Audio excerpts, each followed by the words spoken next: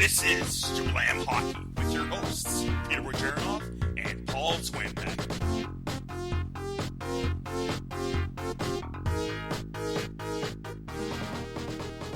Welcome to Slam Hockey. I'm your host, Peter Bojarinoff. You can catch me on Twitter at Russian98, and I'm with Paul Zwombag, and my Twitter handle is at Zwombag, ZWAMBAG. Hello, everybody, and Peter, how's it going? I'm pretty good. I'm happy here. Of course, we live in Toronto, and congratulations on the Toronto Raptors for winning 10 straight. That's a franchise best. Nice. Good for them. I wasn't sure, but Kyle Lowry actually played tonight, so I think that gave him the for sure almost win against a lowly team that they played. Yeah, So, I thought maybe you'd be happy because Raonic is playing overnight tonight. So. Oh yes, I will be watching Raonic. I obviously got to give the edge to Andy Murray. He's a really good player, but that last match Raonic played was the best I've ever seen him play. He was by far the best I've ever seen. His movement and going to the net has improved tenfold. Looking really good. Of course, he's the missile with the serve. So hopefully that continues against Murray, and he can somehow break him a few times. And Murray, hopefully, he has a bad game. So go Raonic. Yeah, I watched the other semifinal, Federer and Djokovic tonight on repeat. So wow, I'll be doing the same with Raonic tomorrow afternoon. I don't think I'll be staying up Djokovic was for amazing. it. Djokovic was outstanding. I'm afraid that he might be a robot or something. He was so quick and precise, especially in those first two sets. Ridiculous by far. It was insane. Yeah, and so many good rallies. Like, those two are awesome to watch. The last two sets, there were some really good rallies, and they both were playing really well. But the first two sets, Djokovic was like unstoppable. So I'm hoping for Djokovic and Raonic final. All right, let's go on to hockey. Trending now, Ovechkin's not going to the All-Star game. And now, Paul, you told me before just now that Jonathan Toews isn't going to the All-Star game. So I guess they're both going to miss the next NHL game for their teams then.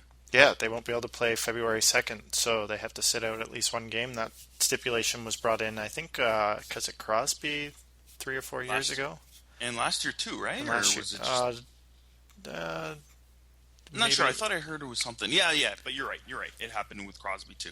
Yeah, and I think a bunch of the Detroit guys did it a couple of years ago as well. Yes. Yeah.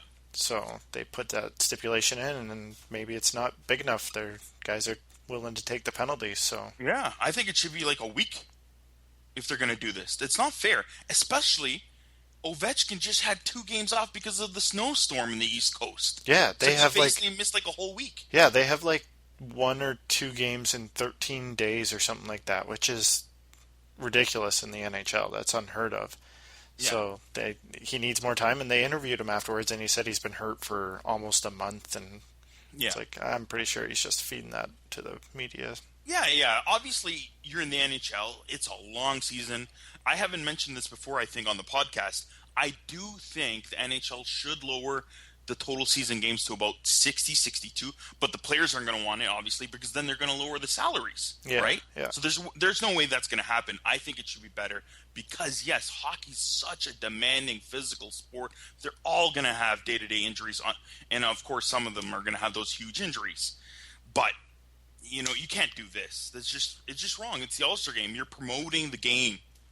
Yeah, and he was voted in as a captain, so... Exactly. The fans voted you in. Yeah. You're one of the premier players in the league, as well as Jonathan Toews. He's one of the best in the NHL. They're both getting paid, obviously, as well as the best players in the NHL.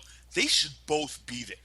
Yeah, and like, way back in the day, it used to be fun going to the All-Star game. Now, all of a sudden, nobody enjoys going. Like, is there too much media happening? Like, is the weekend getting too busy for these guys that...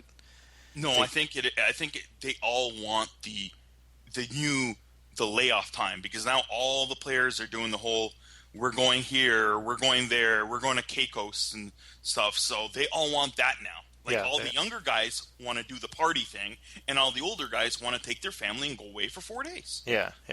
So that on their mind is way better than going to the All-Star game. Yeah, and it's quite disappointing because these veteran guys that have been there before are backing out, and then you got guys like Johnny Gaudreau who are so pumped to go. Yeah. So, And it's as well not fair to them as well, because they want to go and they might be able to get a chance to play with an Ovechkin or Jonathan Tace. yeah. Now they're not going to get that chance. Yeah, and like look at Jaromir Jagr. He's going. Yeah. Dude's old as can be, and told everybody he didn't want to go. Yeah, exactly. Going, Props to guys like Jagr. And you know what? Props to guys like John Scott. He is ecstatic to be going to the All-Star game. They voted him in. He has to be going. It just makes sense. You know, obviously some of us, like you and myself, we don't think he deserves to be there because he's not a traditional All-Star. But in the sense, he's an All-Star among enforcers, an All-Star among fourth-line players. So why not have him go to the All-Star game? And he's ecstatic to go, so at least we have a few guys that really want to go. Yeah, if he wants to go that badly and Ovechkin backs out and doesn't even want to go, like, yeah, I'd rather guys want to be there. And there has been a lot of articles about this whole John Scott going, and he wrote an article in Players Tribune, and like, he made a good point that he may not be an all-star in the NHL, but he's still one of the best 700 hockey players in the world. Exactly. Like, you know what? I hate when people say that guy sucks and that guy. I'll say it too once in a while, but I do know that they are the best hockey players overall in the whole world. Yeah. If a guy like John Scott comes to your small rink in the middle of wherever you live, he will destroy your ass. Yeah, he's going to school you big time. Like, he will dance in and out of you. Like, there's a lot of guys that play in men's leagues, and like a random old timer that was like a goalie. I know my brother played with a guy that was in the Edmonton Oilers system, and he was a goalie, and he could dangle anybody. And it was like, you didn't even play hot, like you didn't play out, and you can still dangle everybody. Like, Paul, I hate it when I play. Like, I suck. I know I suck at hockey, and I've played a couple of seasons in like a D level. And then there's the team where they have a friend who used to play on an OHL team who just got injured and he couldn't make it to the NHL. So he comes in a D league and he's destroying people. Well, that's kind of not fair. Why don't you go to your A or B at least? Just destroying D-level guys. They're all like beginners or only playing like here and there once in a while kind of things. It's hilarious, but you know, they are. The guys from even the OHL and junior hockey, they will destroy the average player for sure. Yeah, and you talked about that. My team next week is trying to. Our goalie's missing some time. He's not going to be there next week. We're trying to get a junior AAA kid from around here. That's just gonna. He's going to be ridiculous. He's only like 17 years old. Hopefully, he doesn't have a game in his league and he will be allowed to play. So it might be our first win because our goalie's a AAA goalie. So yeah, back when I was a kid. And I was a teenager. I wasn't good, but I liked roller hockey, so I played in the roller hockey league. But it was all like the junior B guys that in the summer played roller hockey for fun. Yeah. These guys were flying through me, but I was actually still good. I still had good vision and hands, and I know how to play the game well. So I was doing well with assists, especially in roller hockey. In some leagues, assists were 2 points, so I was like in the top 20 in points and somehow in the league. But because I knew where to go and who to give the puck to when they're flying by on the side, you know, so it was hilarious. Yeah. That's funny. All right. A little side news, but get well to LA announcer Bob Miller. I love watching LA games because he's a great hockey announcer. He's one of the few that is really good at calling games. Yeah. And he's going to be taking a medical leave and having some heart surgery. So get well and come back soon. Yeah. Did you hear about these crazy incidents? Just happened like last night or whatever. Milan Lucic accidentally punches a ref in the face. Obviously, he was trying to hit Cody McLeod but it's hilarious because he just came back from a punching 1-game suspension. So that's hilarious. Yeah, sucker punch, and then he sucker punches a referee. Unbelievable. What are the odds? Oh my God, so hilarious! And then McLeod is chirping him. He's like, "What are you doing? Why are you hitting the ref?" kind of thing. And they're both swearing. Obviously, you could see it on the ice. Oh my God, hilarious! Yeah. But even worse, Dennis Wideman decking a ref, which looks like it's for no reason. And you know, when you quickly see it, it's like, oh, he should be suspended. And now he's been suspended indefinitely, so he's going to probably miss a game or two at least. Well, yeah, they have like a certain categories that if you mean to hit a ref, you get like 20 games. If you unintentionally hit a ref, you get like 10 games. If you just like spit on a ref or like Yeah. use racial slurs or anything like that, you get like 2 or 3 games. So he could be looking at 10 games because he smoked a ref. It was unintentional, but it's just like a high stick. Like if you high stick a guy, you didn't intentionally do it. You still get the penalty. So I don't know how he didn't get some sort of penalty for running into the like for hitting the ref. Like, Yeah, you would think again. I don't know what. Somehow the refs are missing a lot of like penalties in game, and I don't mind again calling a double minor on something that looks semi-vicious or whatever. So it's kind of odd that he didn't get one in the game. yeah, like an But you were unsportsmanlike saying or about something. the replay. Like it looked like he really went out and went through the referee. But at second review, Yeah, from the camera angle that was behind him, so you couldn't actually see what he was looking at. He kind of got up from being hit by Mika Salomaki, and he kind of got up wobbly, and you weren't sure if he he looked like, pretty woozy there. Yeah. yeah, and it looks like he's looking directly at the ref and just runs into him. So it looked like he was woozy and just was like, I don't care who's in my way, I'm getting to the bench. But then there's another view from the other side of the ice, way up high, and you can Yep. see that he's not really looking at the play. Like he's just looking down at the ice, like kind of not all there. And I think he thought it was a player or somebody on the ice that he was going to collide with, and he tried to defend himself and throw his hands up. But it was just perfectly timed that he threw his hands up right when he collided with him, so it looked like he just exploded into the ref. So just a real bad timing play, and Really bad situation. It looked like he might have got a concussion too, so it's kind of weird that whole situation. yeah, he didn't even go to the dark room Yeah. or anything. So Kind of odd. So hopefully the referee's fine. And yeah, it doesn't look like, in my opinion, he should get at least a game or two, but that's about it because Yeah. he didn't intend to do anything. yeah, All right. Going back to continuing our Blackhawks Stanley Cup winners. Where are they now of the whole dynasty? 3 cups of 6 years. We've got a few guys left because the list is so long, Paul. yeah, it's crazy. We did like 12 guys last episode, and we still got more to do. Yep, man. Here we go. All right. The next one up is Colin Fraser. Won a cup with them in 2010. Then he went to LA and he won 2 more cups. This guy is a hard-working fourth liner, and he's shown it. He's always made sure his line and worked their ass off, and he played well for all those cups and those teams. And now he's in Europe. That's crazy. Still playing. Yeah. Wow. Still playing, and he works his butt off, so he deserves it. Good for him. Yeah.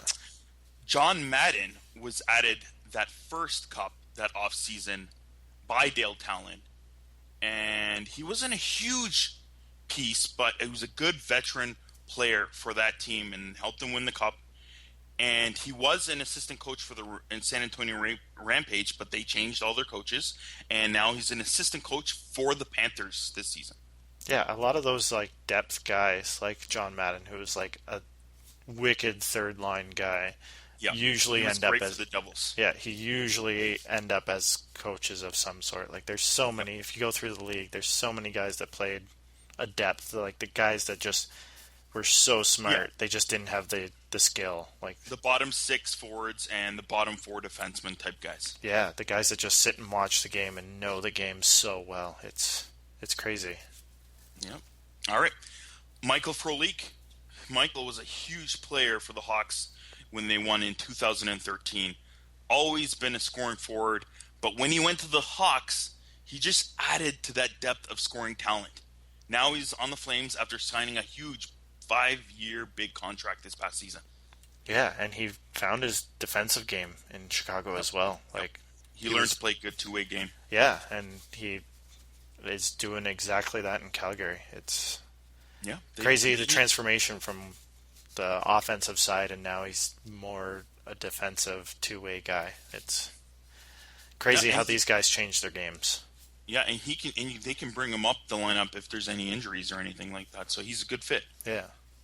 Good fit for Calgary. All right, Johnny Oduya. He's one of the guys I really like. Such an underrated, solid blue liner vet, and he was on the Hawks for about 4 years, the last 4 years, and helped them win 2013 and 2015.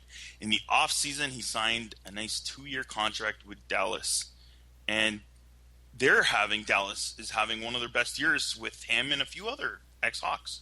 Yeah, it's crazy that like Florida took pretty much all the Hawks after Yep. 2010, was it? And now Dallas has taken all the Hawks. Like, I, it's crazy. Like they're rebuilding other teams.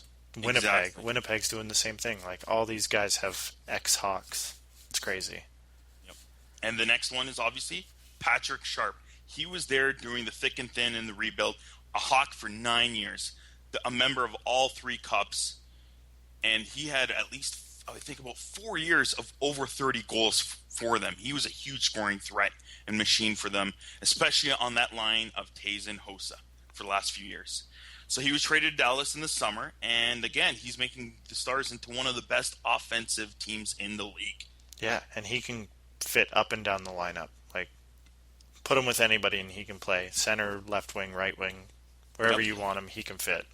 And he can score you at least those 25 goals or more. So Yeah. he's a solid guy. Yeah.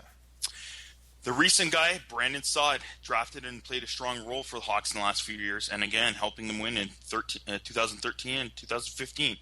Traded in the offseason, a random trade, but they weren't sure if they can keep him under the cap, and they got a big deal with Anisimov and Dano and others coming back to the Hawks. Now he's on the top line for Columbus, and he still is having a pretty good year. He's on pace for his best goal total with 18 so far. Yeah, and an all-star for Columbus, so There you go. yeah. He's huge. He's playing really well, and he came kind of almost out of nowhere for the last 2 years, but he's doing well. Yeah, I really wish Pittsburgh would have tried to get him. Got him. All right, the other one, which is really kind of more surprising for the Hawks, was Nick Leddy, a rover defenseman for the Hawks for 4 years, usually on that third pairing, maybe even the seventh defenseman. Helped them win in 2013, but it looked like the Hawks didn't feel he was a good fit. He has some flair, but sometimes he was a liability for the Hawks. So, of course, they trade him to the Islanders, where he's been a solid top 4 defenseman, and he's earned himself a huge contract in the past offseason, 7 years at $38 million. Yeah, I think they knew that was coming, and they had no way of doing it, so they picked up a big package from the Islanders. Ville Polka, TJ Brennan, who's now in Toronto, who's leading Toronto in points. I think he's even leading the AHL in points as a defenseman. And then Anders Nilsson as well, that they ended up trading to Edmonton. Mm-hmm. So that was quite the package that they got for Leddy. Yeah. For a guy that they couldn't keep. They couldn't fit him in. That's exactly what's happening. Like all these guys we've named, they just keep picking up prospects, picks, just because they can't keep under the salary. So it's crazy. Good on him. Stan Bowman, what a man. Ooh, solid. And of course the vets that they had the last year. Brad Richards, winning cup and MVP in 2004 for Tampa, added to the Hawks for a nice cheap contract to fit in their lineup. And he was a solid veteran depth for them that last year. And now he signed a 1 year for $3 to maybe $4 million, depending on bonuses for the Wings this season. Not having such a great year this year for the Wings, but yeah, he was a pretty good, important piece for the Hawks last year. Yeah, it brought a lot of veteran leadership and hadn't been to the Stanley Cup since way back in the day for the Tampa Bay Lightning. Him and LeCavalier led the Lightning to a championship, and then he finally got another one with Blackhawks. Yeah, so that was big. And then, of course, Antoine Vermette. They picked him up for 2015 as well last year, and it wasn't looking like a good fit at all. He only had like a few assists in about 2 months of hockey for them leading into the playoffs, but then he scored a few big goals for them in the playoffs, and he helped them win last year. And now he just went back to the Coyotes and signed for 2 more years. Yeah, and I think they knew it was 100% rental player.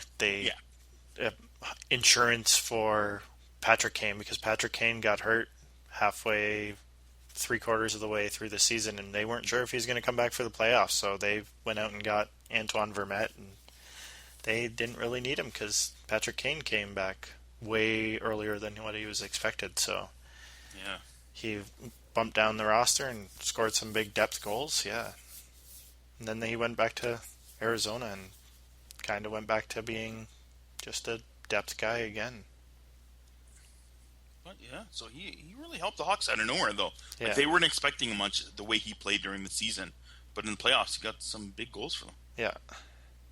Well, that's the list from last episode and this episode. Huge list of a lot of guys that the Hawks had helped them win, and now have gone on, a lot of them to Dallas and Florida for Winnipeg. a couple of years and stuff, and Winnipeg, and they've become really important big pieces, a few of them, to those teams. Yeah, it's crazy, and they're still a dominant team. Like there's Yeah, yep. They're still finding ways to fill in holes with the Anisimov coming in there now and picking Panarin in to fit in with Kane, and some other pieces are doing really well for them. So pretty good. Yep. All right, let's move on. Let's go on to Team ISO. This week we're Team ISOing the Buffalo Sabres. You know what, Paul? I actually really thought the Sabres would slowly move up the standings when I looked at the roster they assembled, and then the additions just within like the last year. They got Evander Kane last year. Then they got Ryan O'Reilly in the summer, Cody Franzen, and then the amazing rookie of Jack Eichel coming in. I thought for sure they're going to move up the standings. Maybe not in the playoffs yet, but I thought they were going to be almost right up there. But they haven't. They haven't improved at all, and they're just like 1 point above last in the NHL. Yeah, and I think it has a lot to do with they're still a really young team. Like they have a lot of rookies on their team that are gonna be great players. It's just they got to learn how to play in the NHL. Yeah. You know what? A lot of it has to do with them being second in the league in man games lost. That's gotta hurt. Especially they added also Robin Lehner, and they thought, okay, he could be potentially their number one. That's what they were thinking. And he got injured in the first game of the season? So he's missed pretty much the whole season so far, and I think he's just coming back. Yeah, and they at least are playing they're in games. Like last year, they just sold out and they were going for the top pick, and now at least they're. But Alsma's got a great system. He's gonna build his lineup. He's gonna tweak things, and I think 1 or 2 years, and they'll be a really good team. Yeah, I think they're surrounding them pretty well, but yeah, it's kind of an off year for them with the injuries, even Tyler Ennis. But then guys like Matt Molson and Langwan aren't having a good years. They've been practically almost invisible. Gianta's getting old, and even Bogosian hasn't looked that good on the blue line. But again, some of them are having bad seasons, and a lot of them are injured. Yeah, so. And the kid that looks fantastic, Rasmus Ristolainen. This kid is going to be awesome for many, many years. He's going to be so good. Mm-hmm. So yeah, they've got a few really good prospects. They've already have Ristolainen in there, Eichel, even Reinhart and McCabe on the back end. They're all having pretty much, these three at least, are having all their rookie seasons this year. So they have a good main solid core now that they can build upon. Yeah, and the Rochester Americans are not a great team. They're a good team, but they have a lot of winger depth that are 1 or 2 years away, like Justin Bailey, Nick Baptiste, Vaclav Karabasik's having a good year in the QMJHL.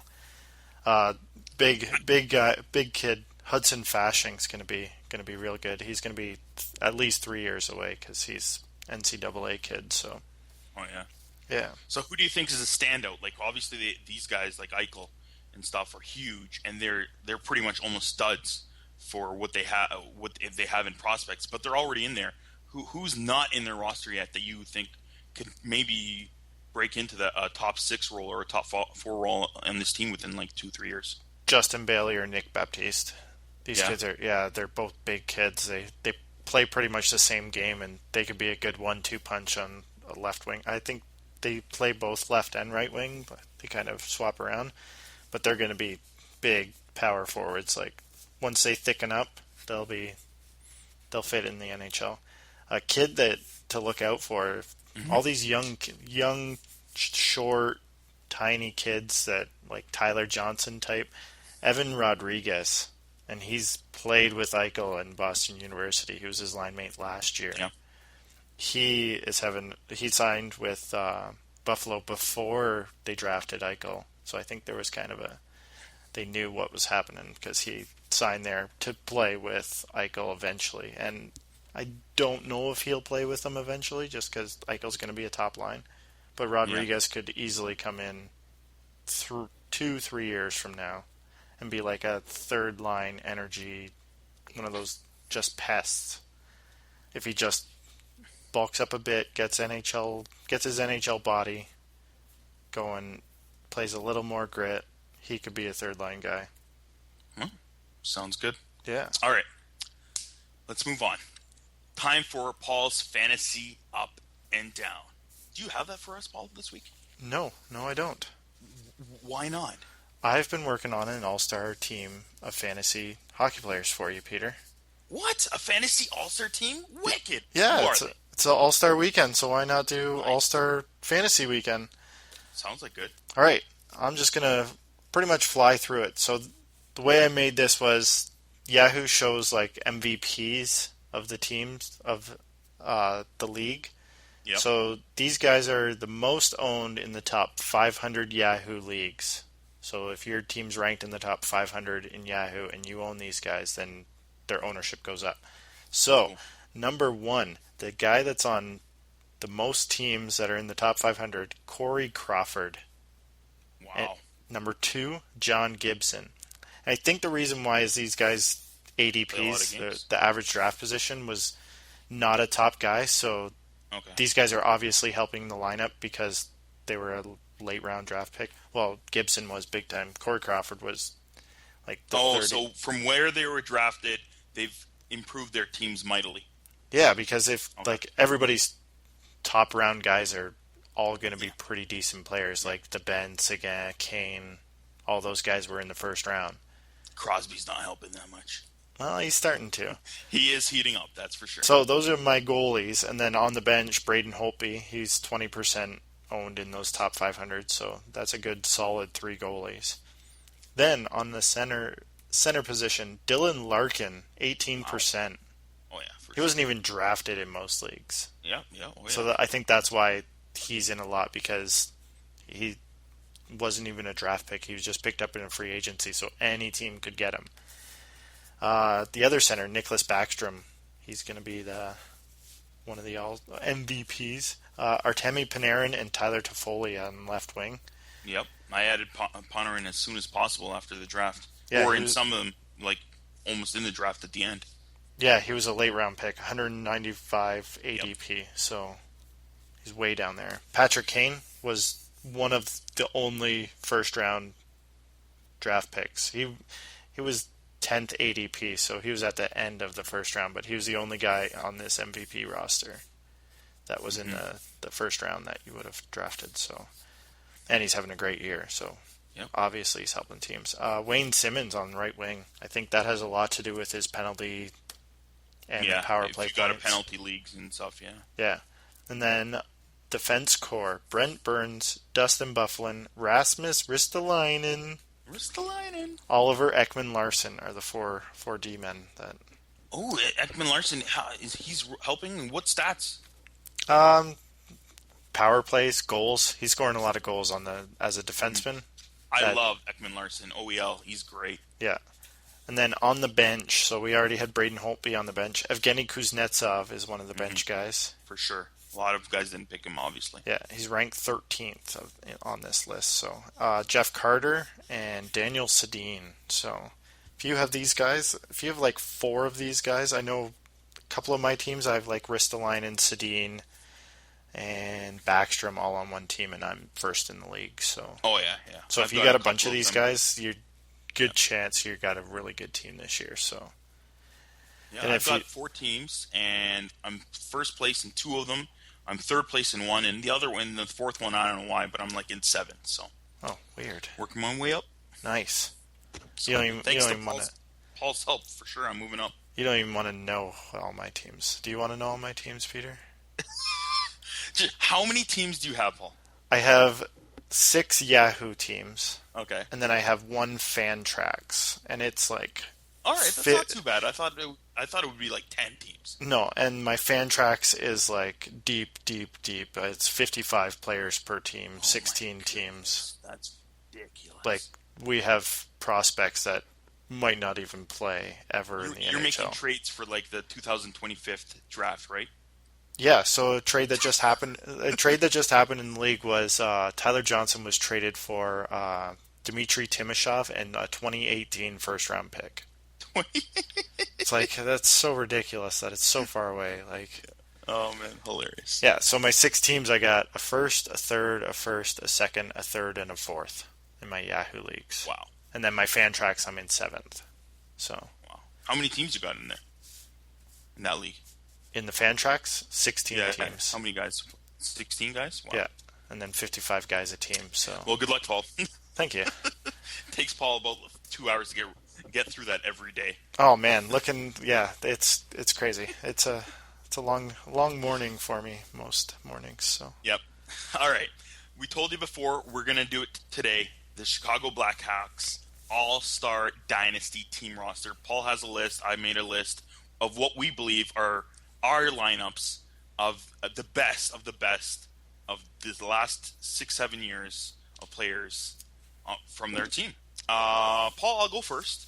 My first line, I'm going to go with their traditional line that they've had for a couple of years of Patrick Sharp on the wing, Jonathan Taves in the middle, Marian Hossa on the right, and of course on the back end, the huge Duncan Keith and Brent Seabrook. What do you got? so instead of Hossa on the top, I went with Patrick Kane on right wing. But other than that, Sharp, Taves, Kane, Keith, Seabrook, first line. Yep, agreed. Exactly the same. And what do you got then for the second line? I went with the young kid, Artemi Panarin. He's already up there. Yeah, Nice. he's that good.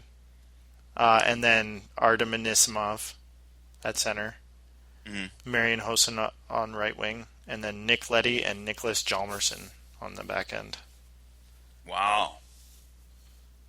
Cool. I went also with Panarin to go with Kane on that center in the right wing, and then I have Brendan Saad on the left. Nice. I don't know. I didn't put Anisimov in the list at all, just because I wasn't sure where to put him, and I know the future of Panarin's going to be there. He's going to be there forever, so I got him on the team there. Those three, and then on the back end, I have Brian Campbell and Nicholas Hjalmarsson. Nice. All right, for my third line, I went with a little bit more gritty in leadership. Andrew Ladd on the left, Dave Bolin in center, and Shaw on the right wing.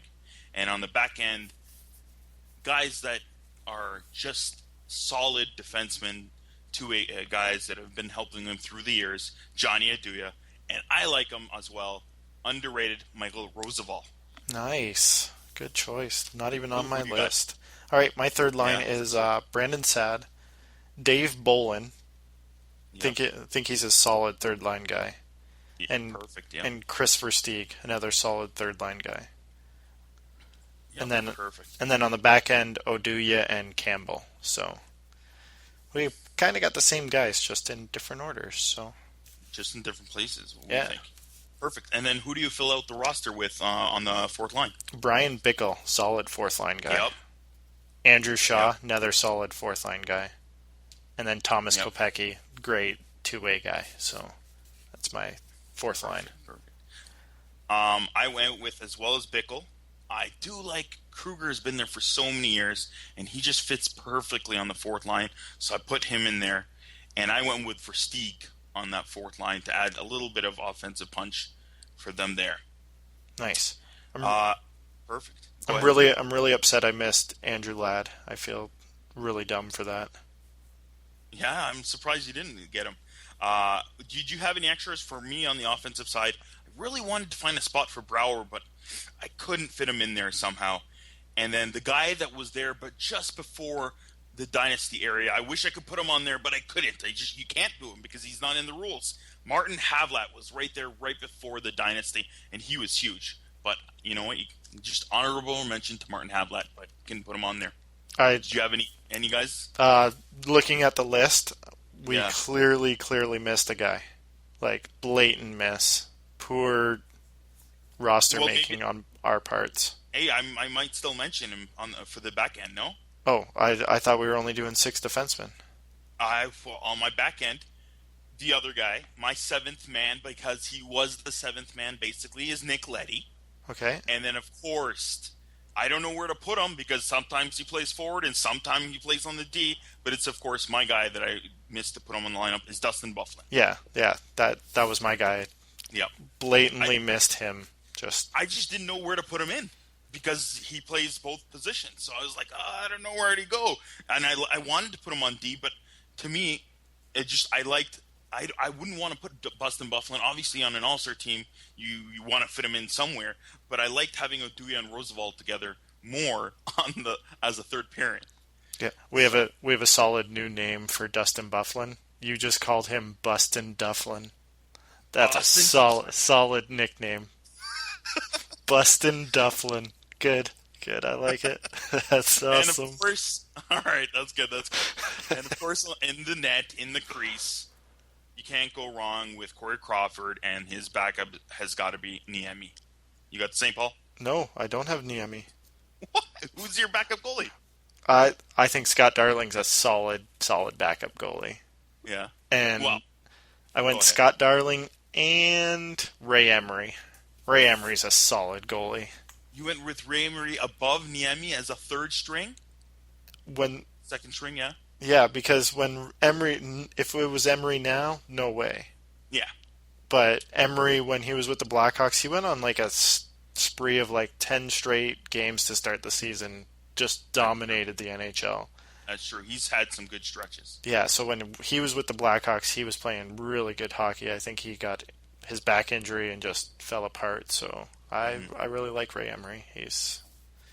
I just think Niemi's consistently pretty good. Yeah. And that's why he's got to fit in as a backup for that team. Nice. Wicked. Perfect. Moving on. Saturday's picks this week, it's the All-Star version of it. What do you want to talk about first? Just looking at it, I think you want to talk a little bit about the competitions. We even mentioned, so Ovi's out, Jonathan Toews is out. Who's filling in? So for Ovechkin in the Metro division, it's going to be Evgeny Kuznetsov. Yep. And then for the Central division, taking Jonathan Toews' spot is James Neal, which he's a Predator. So there's going to be 4 Predators, which it's in Nashville. So gotta sell too much. Gotta sell the game though, man. I know, but at the same time, it's not like the Preds are like way up there. What are they right now? Like in a wild card spot or something? Yeah, maybe they're fighting for a wild card. Man, it's still too much for my liking, especially because I'm not a huge fan of James Dirty Neal. So, well, and it's going to be interesting. Lindy Ruff has a big decision to make. Is he going to play all 4 Preds at one time? Because it's 3-on-3, but Pekka Rinne's there, so he could have a full line of Predators on the team on the ice at once. Well, it would be too difficult because usually they go with the 1D and 2 forwards, right? Yeah, so maybe Yoshi and Weber. Maybe he's playing a little defense in the All-Star game. put Yossi and Weber and Neal. Yeah, maybe. The chemistry would be unreal, Peter. I don't know. Okay, the skills competition. This is just drove me nuts as soon as I read it. The winner of the skills competition. So they broke it up Eastern versus Western. Yeah. So the winner of the skills competition. I don't know how this is going to be figured out. They get to pick. They're not breaking it up into actual divisions for the skills comp? No, it's Eastern versus Western. Oh my god, this is weird and ridiculous. Yeah, I don't understand how this is going to work. It's going to be that's why I'm tuning in on Saturday to figure out what they did. So are you tuning in tonight? Well, not tonight, but a lot of people are going to be listening to their podcast tomorrow. But Friday night, are you going to be turning into this whole we got a whole All-Star celebration festivities? No, I will not be at all. Same here. I don't know. I know because the last few years they used to do the fantasy draft kind of thing for the All-Stars, and now they're just trying to fill it in because obviously they're getting a TV contract kind of thing. But this is like, who's going to watch this? Yeah. I don't know. Okay, so back to the skills competition. I get this This is boiling my blood, Peter. Yeah. What So is it? the winner, the advantage for winning instead of like home Mm-hmm. field for the Stanley Cup like they Yep. do like in baseball and stuff. Baseball. The advantage is the winner gets to decide when they play on Sunday, if they're the first game or the second game. Who cares? And it's Eastern versus Western, so like say You the gotta flip Western a coin again the Western wins, yeah, do they get to like the It Central doesn't matter and because they're playing against that other team anyways. yeah, so what's the advantage?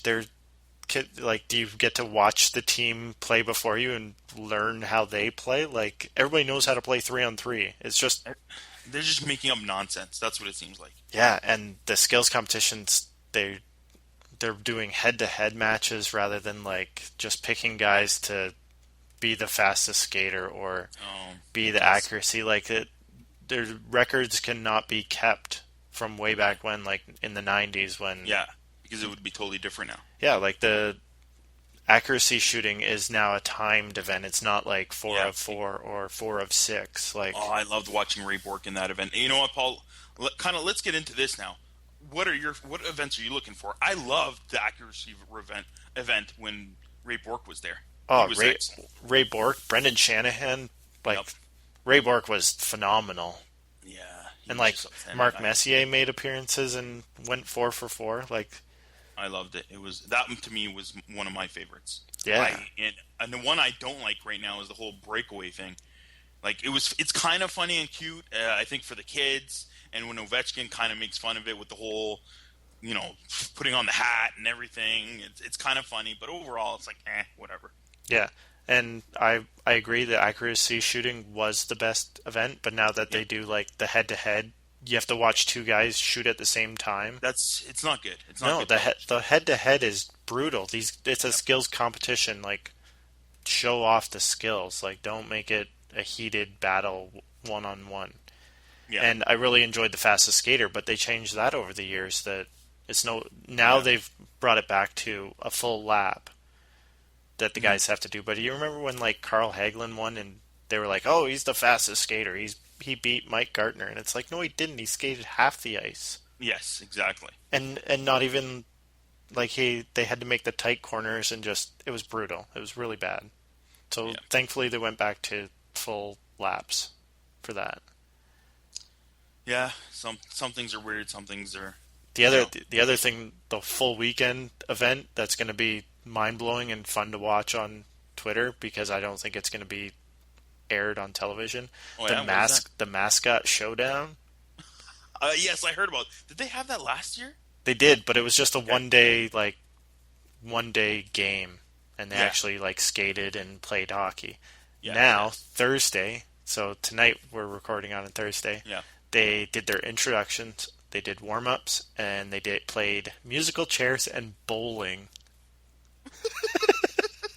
So you see these mascots skating around playing musical my chairs and bowling. So then Friday, Yeah. their three-legged race, Oh, okay. wheelbarrow, Yeah. leapfrog, balloon relay, and tug of What? war. Like, this is clearly for the children. It's gotta They better be. have the spoon and the egg and the spoon thing. Nope, because Oh, Saturday they play Better do that one on the ice. Saturday they play broom ball and Yeah. dodgeball. Dodgeball's great. All right, dodgeball's decent for the fans. And then it says will face off in 2 8-minute periods of their own NHL All-Star game, live streamed on NHL.com. Oh man, All right, that's check that Saturday. one out, Saturday at folks. 4:30. Tuning in for that. Oh man, I wish I could see the dodgeball one. I want one of them to nail the other guy in the head and his head goes spinning. Oh, that'd be great. That would be classic. And then Sunday to finalize the competition, a dance competition, Oh, a dance off. Oh, it's so ridiculous. All right. NHL. What did you do? Let's go to it. Who you going with in the actual games? Paul, let me ask you, can you bet on the All-Star game? Like, I remember back in the day when you could bet on ProLine, that's what I would do, and there would be the whole over-under of 17 and a half goals, and I would go in there. It would be kind of fun, you could do that. I don't think you could do that on ProLine anymore. No, I don't actually think played ProLine. ProLine recently, And I guess I'm an old fart. I went there. I'm like, where are the sheets? What's going on here? I just want to bet on the games. Who's going to win and lose? They don't even have them anymore. Now it's like prop bets and like which player is going to do better that night, Crosby versus Ovechkin kind of thing. They don't have normal bets, so I guess you got to go online and find them on like Bet365 and stuff. Yeah, and like Bodog, and I'm pretty sure those sites are still going to have some sort of All-Star betting, but I don't know why you would. It's just a waste of time, waste of money. Yeah, it's crazy. Yeah. All right, so let's go. Who do you think is going to win out of the Atlantic versus the Metropolitan? Metro's going to win. They have a way better talent. Yeah. I think so too. I think Atlantic has the best offensive defensive team. Yeah. And that might be huge enough to win a 3-on-3 game. I don't know. But yeah, I think the Metro should win. Yeah, I agreed. And then on the other side, the other game would be the Central versus the Pacific. Who do you got there? The Central. Central's going to be good. They got a lot of chemistry with Siga and Ben playing together. They're going to have all the Predators that play together. So they have the home field advantage per se. Yeah.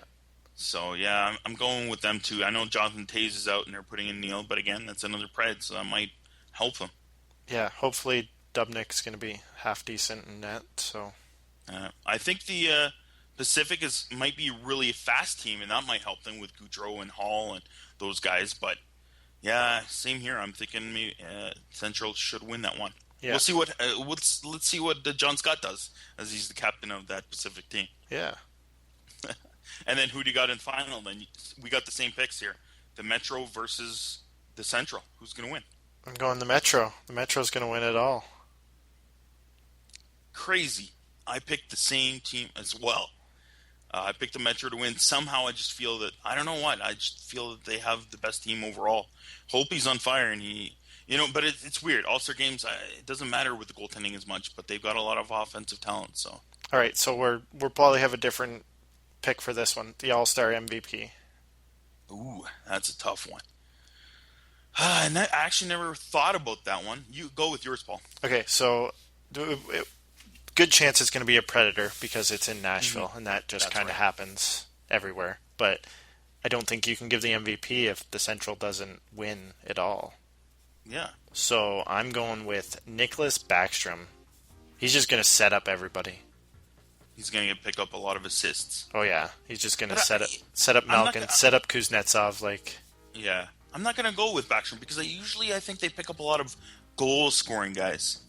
And now that freaking Ovechkin's not on there, I'm going to have to go with the new captain, John Tavares, then. Oh, nice. Good. Yeah. Because usually they go more with the goals, I think, for that MVP award. Yeah. So, all right, you know what, Paul? That's it for this episode. Next week, we're going to be wrapping up the All-Star game and talk about what happened in there. And then we're also going to be team isoing the Ottawa Senators. Check that out. And you know what, folks? If you haven't done it, please go on to Glam Hockey on iTunes, Podomatic, Blueberry, and Stitcher. Subscribe us and rate and review us, please. Check you next week. Bye.